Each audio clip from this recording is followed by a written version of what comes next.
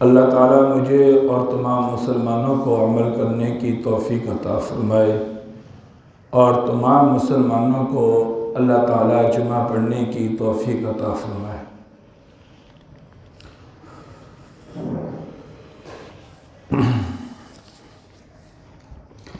اللہ تعالیٰ نے قرآن پاک کے اندر ہمیں پورا رہنے کا سہنے کا طریقہ بتلایا ہے۔ جو آیات میں نے آپ کے سامنے بیان کی ہیں، ان آیات کے اندر اللہ تعالیٰ نے بتایا ہے کہ دنیا میں تم نے خرچہ کیسے کرنا ہے اور کس طرح دنیا کے اندر رہ کر اپنی زندگی گزارنی ہے۔ جب انسان حضور صلی اللہ علیہ وسلم کی سنت کے مطابق اپنے گھر کا بجٹ چلاتا ہے، اپنے جیب کا بجٹ چلاتا ہے، اور انسان کی نظر اپنی آمدن پر ہوتی ہے اور انسان کو پتہ ہوتا ہے کہ میرے پاس اتنے پیسے ہیں، میں نے اتنے پیسوں کے اندر اپنی زندگی کو لے کر چلنا ہے، تو وہ انسان کبھی بھی پریشان نہیں ہوتا اور کبھی اس کے گھر میں زندگی میں تنگی نہیں آتی۔ حضرت عائشہ رضی اللہ تعالیٰ عنہا فرماتی ہیں کہ ہمارے گھر کا حال یہ تھا کہ اگر کسی دن 2 دفعہ ہم دن میں کھانا کھا لیتی تو حضور صلی اللہ علیہ وسلم فرماتے کہ عائشہ کبھی کھانے کے بغیر بھی رہ لیا کرو۔ آج اگر ہم 3 دفعہ کھائیں، اللہ کی طرف سے کوئی ممانعت نہیں ہے۔ اللہ تعالیٰ فرماتے ہیں کھاؤ جیسے مرضی کھاؤ، کلو واشربو، کہ کھاؤ پیو اپنی مرضی کے مطابق، اپنے معیار کے مطابق، اپنی آمدنی کے مطابق، ولا تسرفو، لیکن اسراف نہ کرو۔ جب تک کوئی بھی انسان فضول خرچی نہیں کرے گا، اس انسان کی زندگی میں کبھی تنگی نہیں آئے گی۔ ہم جب بھی پریشان ہوتے ہیں اور جب بھی ہمارے اوپر مشکل ٹائم وقت آتا ہے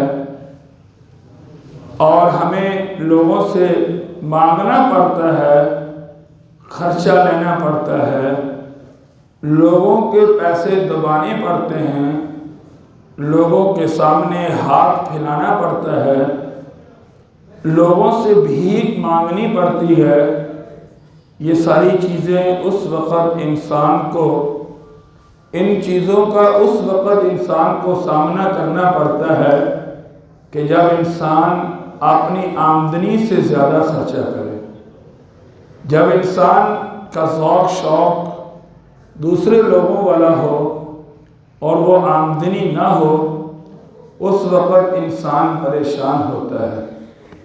لیکن جب انسان کی زندگی کا معیار حضرت محمد مصطفیٰ صلی اللہ علیہ وسلم ہو، انسان کے گھر چلانے کا معیار حضرت محمد مصطفیٰ صلی اللہ علیہ وسلم ہو، تو اس وقت انسان کبھی بھی پریشان نہیں ہوگا۔ اللہ تعالیٰ نے انسان کو خرچ کرنے کا کہا، اور اللہ تعالیٰ نے یہ فرمایا کہ تم جتنا بھی اللہ کی طرف سے تمہارے پاس آمدنی ہے اس کے مطابق خرچ کرو۔ اگر ایک انسان اچھے مکان بنانے کی صلاحیت رکھتا ہے، اس کو اچھے مکان بنانے میں کوئی گناہ نہیں ہے، وہ بنائے اپنے اچھے مکان، اور پھر اس کے مطابق وہ انسان اپنے گھر کی زیب و زینت لگائے۔ اگر اللہ نے پیسے دیے ہیں اور اس کا اے سی کے بغیر گزارا نہیں، وہ لگا سکتا ہے، اس میں کوئی گناہ نہیں ہے۔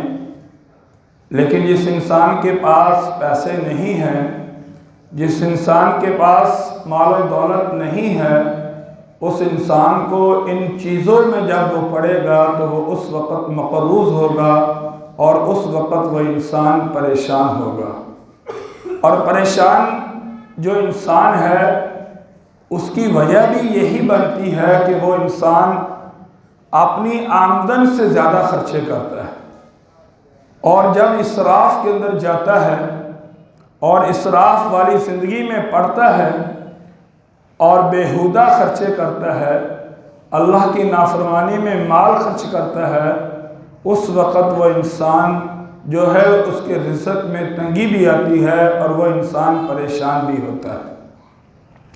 حضور صلی اللہ علیہ وسلم کی ایک حدیث ہے، فرمایا کہ ہر انسان اللہ کے سامنے کھڑا ہوگا اور اس کو اللہ کو 5 سوالوں کا جواب دینا پڑے گا۔ جب تک کہ وہ اللہ تعالیٰ کو 5 سوالوں کا جواب نہیں دے دے گا وہ اللہ کے سامنے سے ہٹ نہیں سکے گا۔ لا تزول قدم بنی آدم یوم القیامہ من عند ربہ، کہ کیا حتیٰ یسأل عن 5، حتیٰ کہ اس سے سوال کیا جائے گا 5 چیزوں کے بارے میں۔ پہلی چیز عمر، فرمایا کہ اللہ فرمائیں گے کہ ہم نے تمہیں عمر دی اور تم نے اس عمر میں کیا کیا۔ انسان کی بالغ ہونے کے بعد سے زندگی، جب تک انسان کے پاس عقل اور شعور ہے، جب تک انسان کو موت نہیں آتی، بالغ ہونے کے بعد سے لے کر موت تک کی زندگی کا ہر انسان کو حساب کتاب دینا پڑے گا۔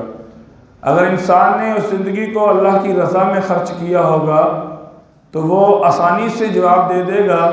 اگر اللہ کی نافرمانی میں، آوارہ گردی میں اور اسی طرح سے جو ہے زنا کے اندر، شراب کے اندر اگر اپنی زندگی کو اس نے کھپایا ہوگا تو اس کے پاس اس کا کوئی جواب نہیں ہوگا، سوائے تباہ و بربادی اور ہلاکت کے وہ انسان اللہ کو کچھ بھی جواب نہیں دے سکے گا۔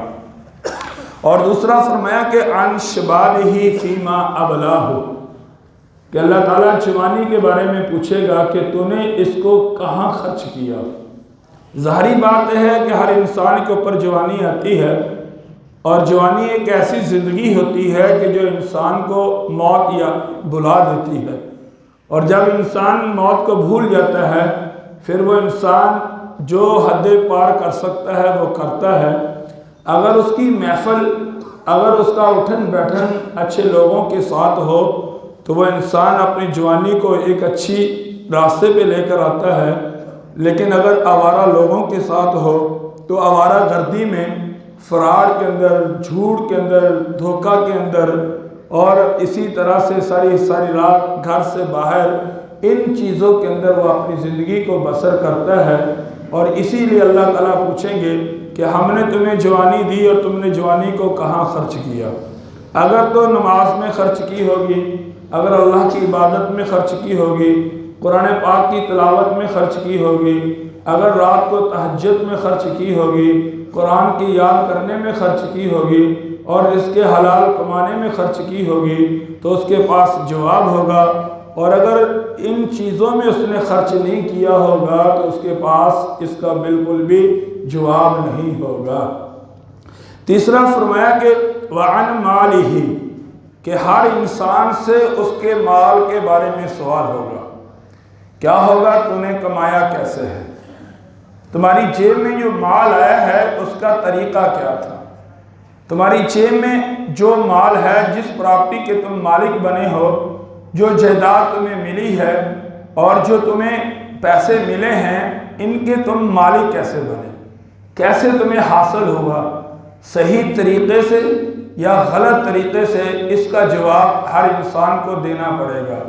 اگر صحیح طریقے سے ہوگا تو وہ انسان کامیاب ہوگا، اور اگر ناجائز طریقے سے ہوگا، حرام کے طریقے سے ہوگا، غلط طریقے سے ہوگا، جھوٹ سے ہوگا، فراڈ سے ہوگا، تو اس انسان کو اس کا مال اللہ کے عذاب سے بچا نہیں سکے گا۔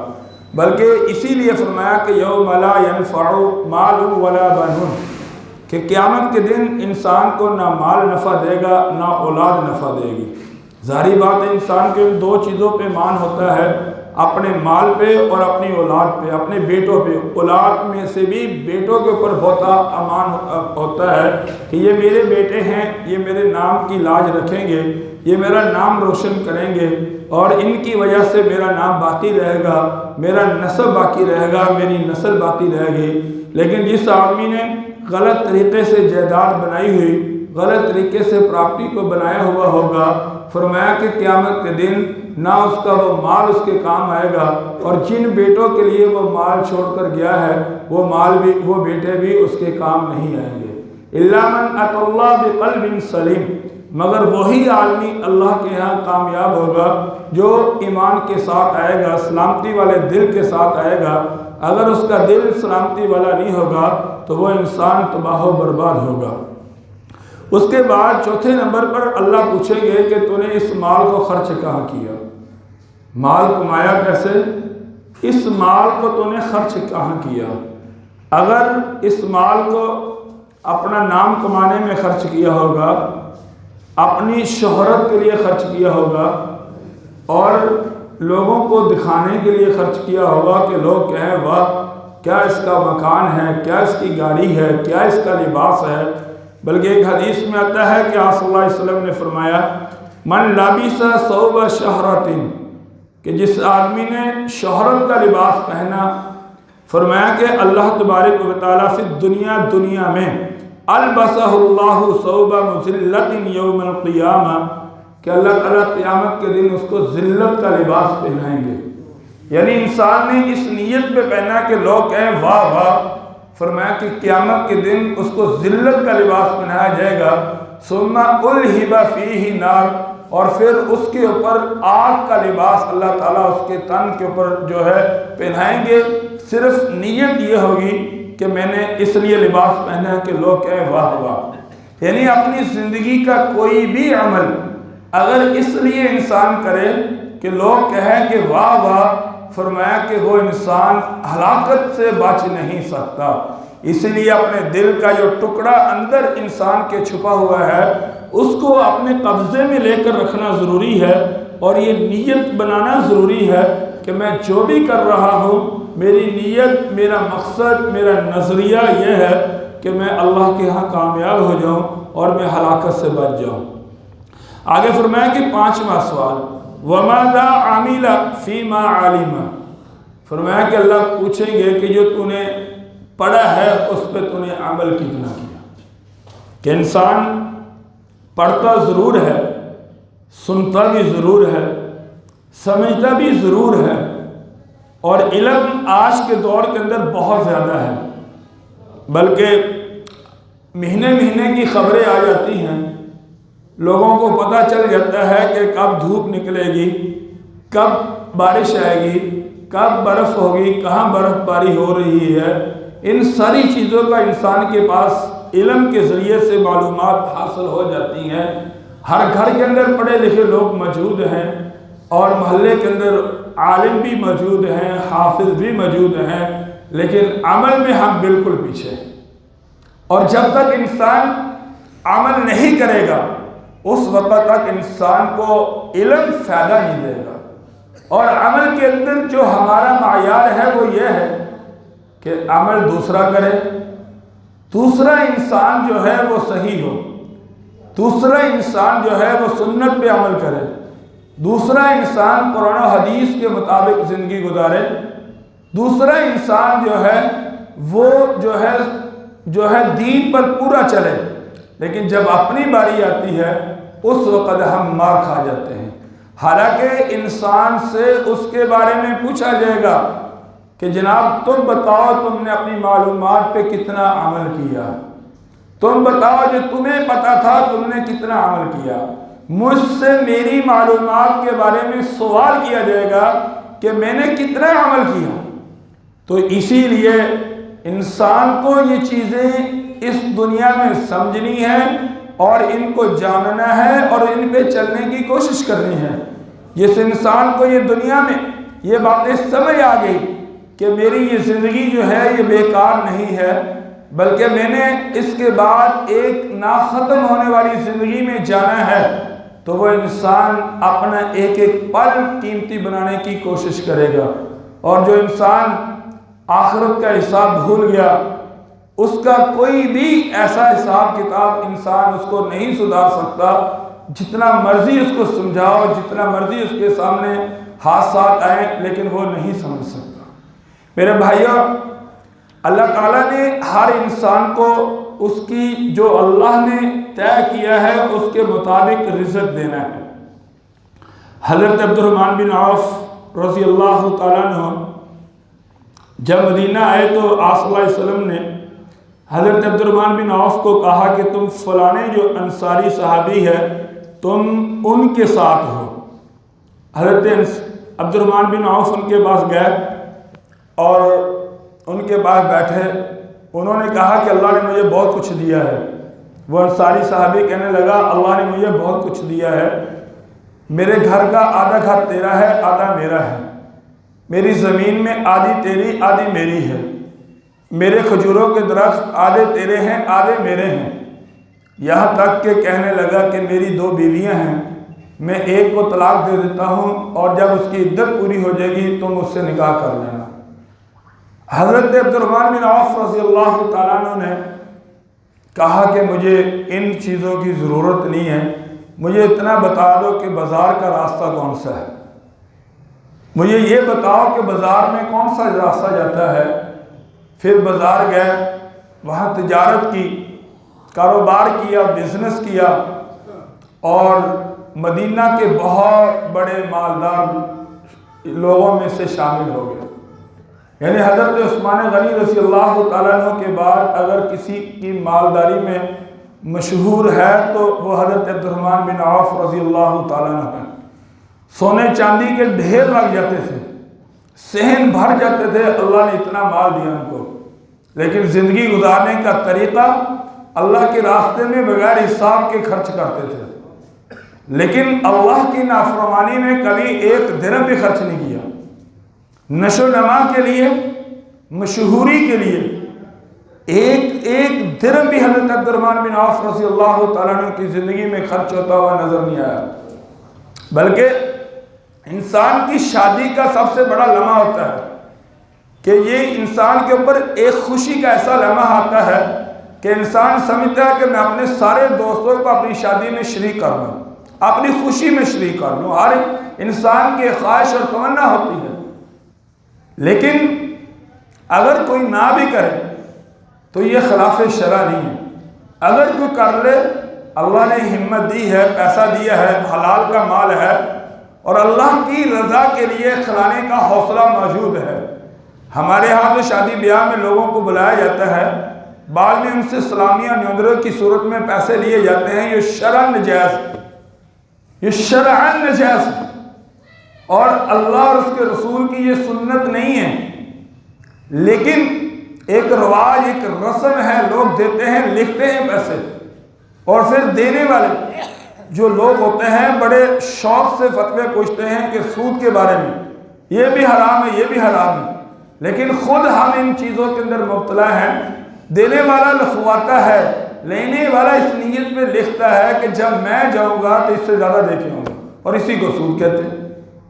اب کوئی بچہ پیدا ہوتا ہے، اب ہم اگر 1000 روپے دے کے آئے ہیں، اس کا جب بچہ پیدا ہوگا تو ہم 2000 دے کے جائیں گے کہ یار 1000 تو وہ دے کے گیا تھا، 1000 زیادہ کرنا ہے، اس کو سود کہتے ہیں۔ ہاں تحفہ دو، ہدیہ دو، بغیر لینے کی غرض کے اگلے آدمی کی خدمت کرو، تعاون کرو، اس میں کوئی گناہ نہیں ہے، لیکن صرف نیت کا بدلنا یہ انسان کو ایک گناہ سے، یعنی اگر نیت ٹھیک ہے، مدد کی نیت ہے، تحفے کی ہے تو یہ ثواب ہے، اگر واپسی لینے کی نیت ہے تو یہ حرام ہے اور یہ سود کے اندر شامل ہے۔ حضرت عبد الرحمن بن عوف رضی اللہ تعالیٰ عنہ مدینہ کے امیر ترین شخص، کروڑوں روپے کے درہم اور دینار رکھنے والے، ایک دن حضور صلی اللہ علیہ وسلم کے پاس آئے تو آپ صلی اللہ علیہ وسلم نے ان کے کپڑوں پہ رنگ دیکھا، تھوڑا سا زعفران کا رنگ لگا ہوا تھا۔ کہا کہ عبد الرحمن یہ کپڑوں پہ رنگ لگا ہوا ہے، یہ کیا ہے؟ کہا کہ یا رسول اللہ صلی اللہ علیہ وسلم میں نے شادی کر لی ہے، میں نے نکاح کر لیا ہے۔ آپ نے فرمایا کہ اللہ تعالیٰ تمہارے نکاح میں برکت دے، وَجَمَعَ بَيْنَكُمَا بِخَيْرٍ، اور اللہ تعالیٰ میاں بیوی کے درمیان میں خیر والا معاملہ فرمائے۔ یہ ہے میرے نبی کی سنت کہ حضور صلی اللہ علیہ وسلم کو حضرت عبدالرحمن بن عوف نے نہیں بلایا، جو کہ امام الانبیاء ہیں، ان کو اپنے نکاح کے اندر نہیں بلایا، اور یہ ہمیں بتایا ہے کہ کوئی بلانا ضروری نہیں۔ اگر تمہارے پاس گنجائش نہیں ہے تو اپنے جو خاص مہمان ہیں ان کو بلا کر شادی کرو، اور شادی کے بعد جتنے اپنی تمہارے خاندان کے لوگ ہیں ان کا ولیمہ کر دو جتنا ہو سکے۔ اور حضور صلی اللہ علیہ وسلم نے نہیں فرمایا کہ عبدالرحمن تو نے مجھے کیوں نہیں بلایا، ناراضگی کا اظہار نہیں کیا۔ ہمارے ہاں تو کوئی دوست دکان کا افتتاح کرے، وہ ہمیں نہ بلائے تو ہم اس سے سلام لینا چھوڑ دیتے ہیں۔ ہمارے ہاں کوئی دوست چھوٹی سی دعوت پکائے اپنی فیملی کی، ہمیں نہ بلائے، ہم اس کو بلانا چھوڑ دیتے ہیں۔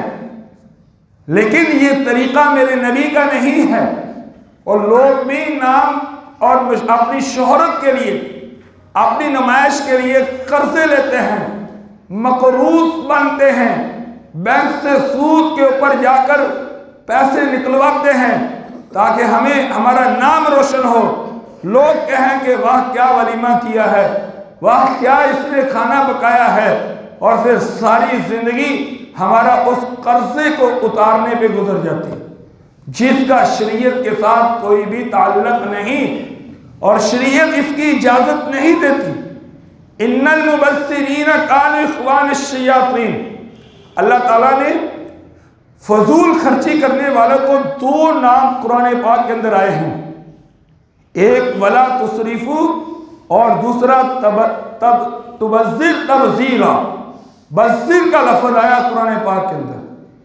علماء نے لکھا ہے اگر تمہارے ایک کھانے سے تمہارا گزارا ہو جائے ایک وقت کے، یعنی صرف مرغا پکانے سے تمہارا گزارا ہو جائے، اور تم اس کے ساتھ 2-3 سالن اور تیار کر کے بنا لو، فرمایا کہ یہ اسراف کے اندر شامل ہے۔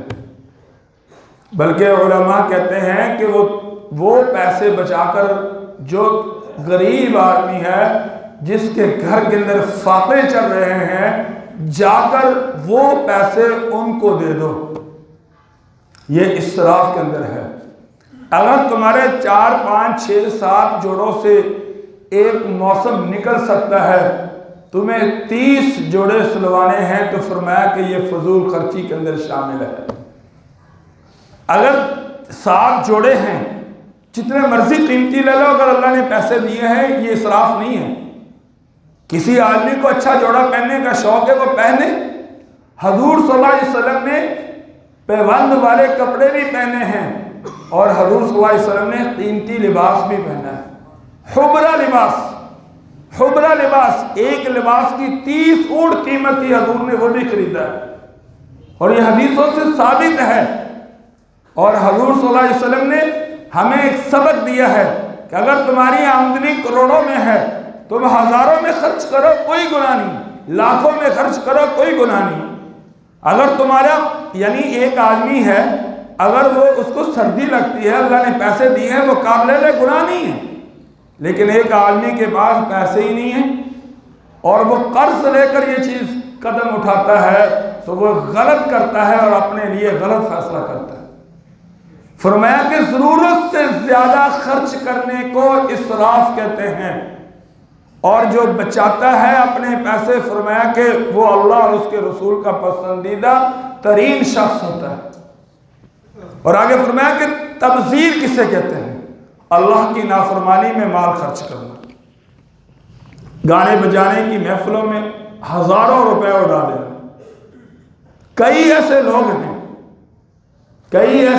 ہیں کہ جب ان کو اللہ کے راستے میں دینے کی باری آئے تو ان کو موت آتی، لیکن جب مہندی کی رات کہیں ڈانس والی محفل میں چلے جائیں تو وہاں لاکھوں روپے ایک رات میں اڑا کر، اور بڑے شوق سے کہتے ہیں کہ ابھی تو ہمارا شوق نہیں پورا ہو۔ لیکن میرے بھائیوں، یہ بات یاد رکھنا، اس کا حساب کتاب اللہ نے لینا ہے۔ اللہ کی نافرمانی میں خرچ کرنے والا انسان تبذیر ہے، اگر اللہ نے مال دیا ہے تو اس مال کے خرچ کرنے کا طریقہ بھی سمجھو، اس کے طریقے کو بھی جانو، اس کا شعور بھی جانو۔ اگر اپنی اولاد کو موٹر سائیکل لے کر دے رہے ہو، اس کو چلانے کا طریقہ بھی سکھاؤ۔ اگر اپنی اولاد کو موبائل لے کر دے رہے ہو، اس کو چلانے کا طریقہ بھی بتاؤ کہ بیٹا یہ ان کاموں کے لیے چلانا ہے، اپنی ہلاکت کے لیے نہیں، اپنی بربادی کے لیے نہیں۔ بلکہ ایک بہت بڑے عالم تھے، میں نے ان سے سنا، انہوں نے اس مسئلے کو بڑے آسان انداز کے ساتھ سمجھایا۔ کہنے لگے کہ ایک آدمی نے ایک ریچھ پالا، اس کو کھلایا پلایا، جو ریچھ تھا اس کے ساتھ اس کی مناسبت ہوگی اور اس ریچھ کو اس انسان سے محبت ہوگی۔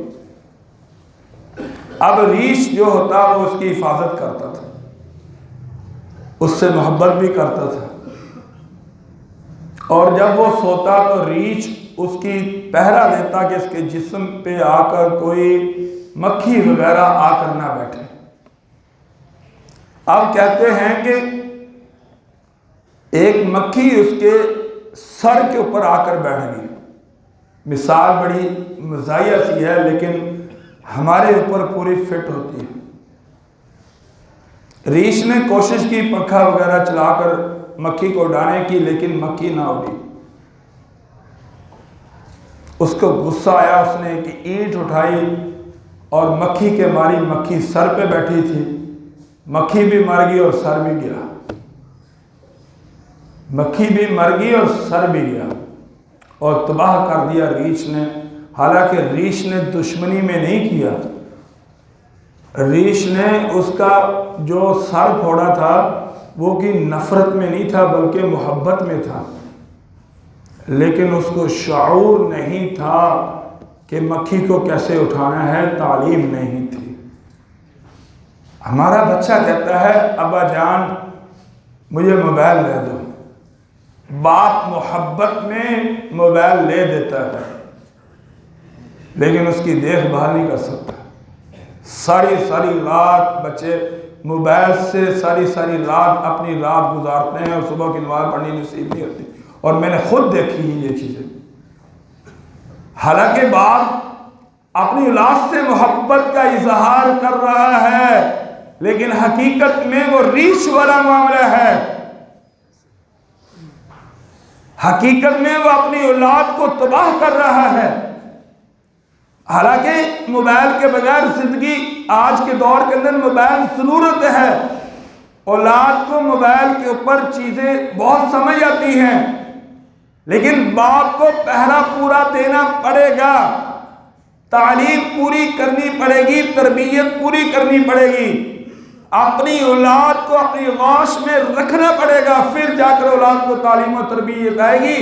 ورنہ ایک دن ایسا آئے گا کہ وہ اولاد جو بنائی ہوئی ہماری دولت، بنایا ہوا ہمارا نام، بنائی ہوئی ہماری چیزیں، وہ اولاد اپنی عیاشی میں تباہ و برباد کر دے گی۔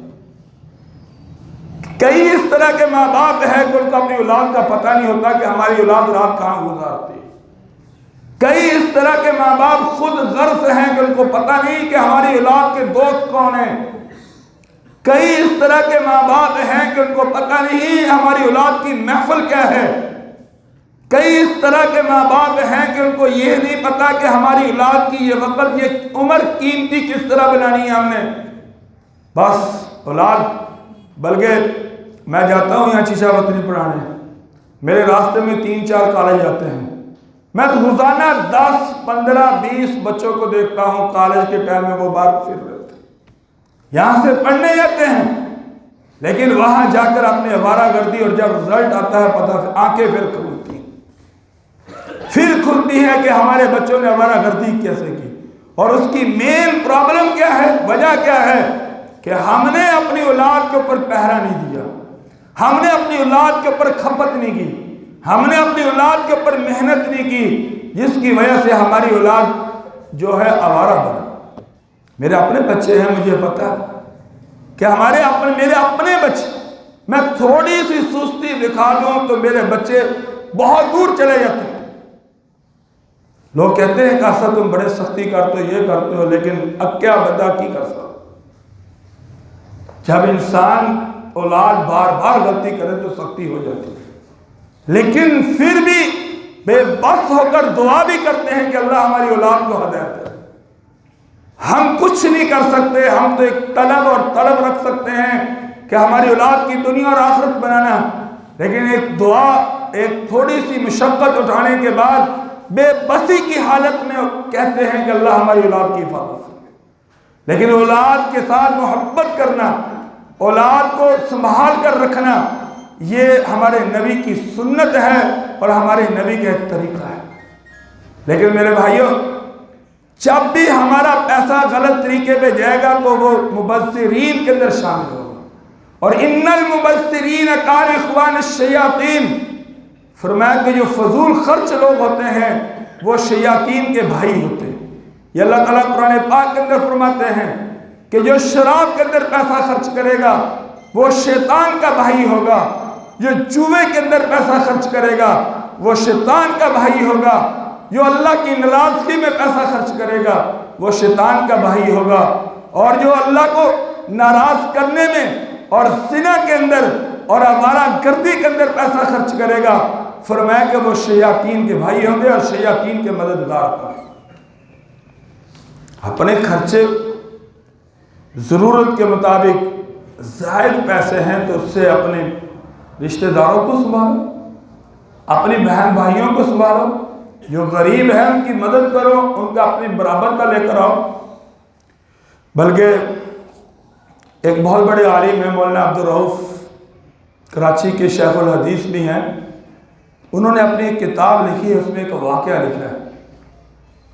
کہنے لگے کہ ایک آدمی حج کرنے کے لیے مکہ چلا گیا، وہاں انہوں نے مدینہ جانا تھا تو ان کے پاس پیسے بہت زیادہ تھے۔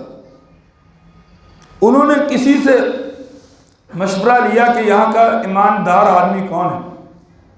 کہا کہ فلانا آدمی بہت ایمانت دار ہے، بہت زیادہ ایمانت دار آدمی ہے فلانا۔ انہوں نے اپنے پیسے ان کے پاس رکھوا دیے، اور جب وہاں سے واپس پہنچا تو وہ آدمی مر چکا تھا۔ انہوں نے اب علماء سے پوچھا، کہ بچوں سے پوچھا، پیسے میرے، کہنے لگے ہمیں تو پتہ نہیں، ابا جی نے بتایا نہیں۔ انہوں نے علماء سے پوچھا تو علماء نے کہا کہ وہ نیک آدمی تھا، تم جاؤ آب زمزم کے کنویں پہ آواز دو، تمہیں وہاں سے مل جائے گا، اور ان سے پوچھ لینا۔ انہوں نے آواز دی لیکن اس کی کوئی جواب نہیں ملا۔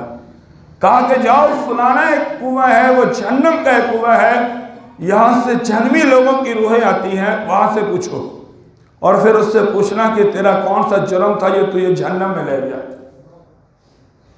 کہنے لگے میں گیا تو وہاں اس کی روح آئی، اس نے کہا کہ فلانی جگہ پیسے بڑے آپ نے اٹھا لینا۔ ایک بہت بڑے عالم نے اپنی کتاب کے اندر یہ واقعہ لکھا ہے، اور بڑی ذمہ داری سے انہوں نے لکھا ہے۔ کہا کہ میں نے اس سے پوچھا کہ جناب آپ کی کیا وجہ تھی، آپ اتنے لوگ تہجد گزار نیک آدمی، اور آپ اتنے مالدار اور صحیح آدمی کہ آپ کی دیانتداری کی مدینہ یعنی مکہ کے علماء نے گواہی دی، لیکن پھر بھی جہنم میں چلا گیا، وجہ کیا تھی؟ کہا کہ میرے خاندان میں میری ایک بہن کمزور تھی، تو اللہ نے کہا کہ تو نے اس کی مدد کر کے اپنے برابر کا کیوں نہیں کیا؟ اسی پہ میری پکڑ ہوگی، اسی پہ پکڑ ہوگی۔ میرے بھائیوں، کامیابی تلاش کرو، صرف تھوڑی سی چیزوں پہ چل کر ہم کہیں کہ کامیابی حاصل کر لیں گے، سوال ہی پیدا نہیں ہوگا۔ ہمارے ایک ایک منٹ کے بارے میں ہم سے پوچھا جائے گا کہ یہ شرعی ہے یا غیر شرعی۔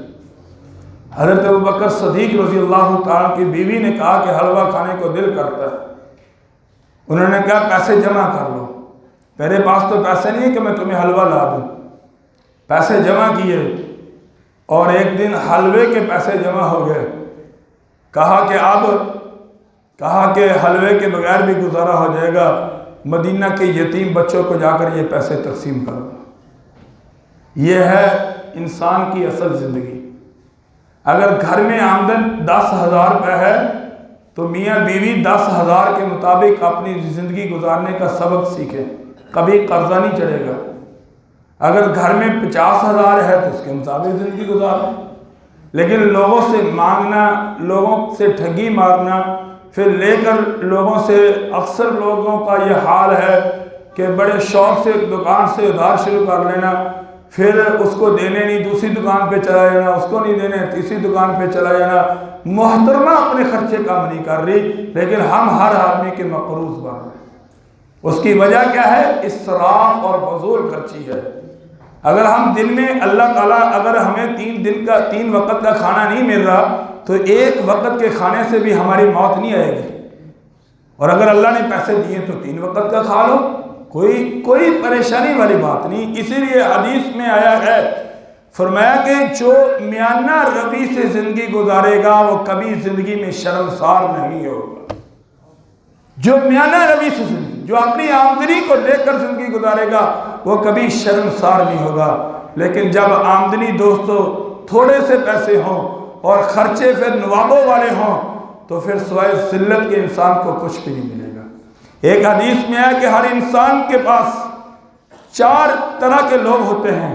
نمبر 1، انسان کے پاس مال ہے، مال کو خرچ کرنے کا علم ہے اور وہ اللہ کے راستے میں خرچ کرتا ہے، فرمایا کہ وہ افضل ترین انسان ہے۔ دوسرا انسان، اس کے پاس مال نہیں ہے لیکن نیت یہ ہے کہ میں اللہ کے راستے میں خرچ کروں گا، فرمایا کہ وہ اس کے بعد دوسرے نمبر پر ہے۔ تیسرا فرمایا کہ انسان کے پاس مال ہے لیکن اللہ کی ناراضگی میں خرچ کرتا ہے، فرمایا کہ وہ انسان دنیا کا سب سے برا ترین انسان ہے۔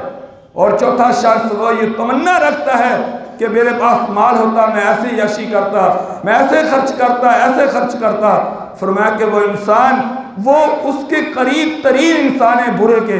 اس لیے بھائیو، جتنے اللہ نے پیسے دیے ہیں اس کے مطابق زندگی گزارو، اپنے گھر کو اپنے گھر کا اصول بناؤ، فضول خرچی سے بچاؤ، اللہ کے ناراضگی میں پیسہ خرچ کرنے سے اپنے آپ کو بچاؤ۔